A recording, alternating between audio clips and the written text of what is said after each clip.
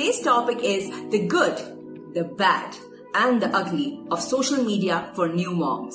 So let's get started.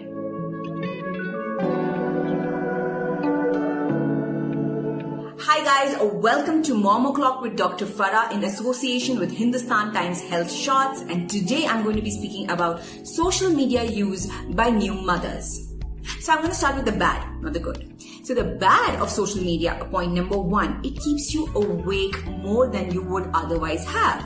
Now the problem with social media is there's so much endless stuff to go through and you're so bored staying awake half of the night breastfeeding your baby, you naturally reach out for your phone to check your Facebook or your Insta, and many a times the time that you could have spent sleeping, even the 15 minutes, you miss out because you're on Facebook. Now how to counter that? Make sure you take only 2 hours on social media. So 1 hour would be during the daytime and 1 hour would be during the evening and the night time. So manage your social media use that way. Second thing I want you to learn is breastfeed lying down. If you had a term baby, you can easily breastfeed your baby lying down. It will take some practice, but your back and your sleep cycle will thank you for breastfeeding lying down, because sitting for long hours while breastfeeding really breaks your back. And aside from that, once you get the hang of breastfeeding lying down, you're gonna get real awesome sleep once you and your baby adapt to it.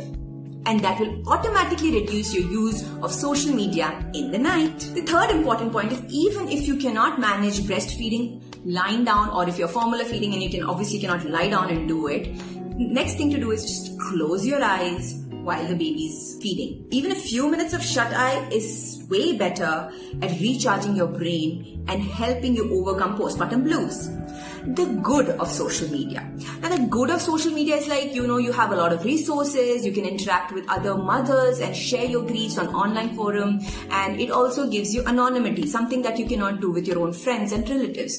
Fine, I get it. But aside from that, Googling all of your problems and your baby's any minor hiccup or anything, you're going to get a very scary diagnosis. So I'm really not that much in favor of the good of social media.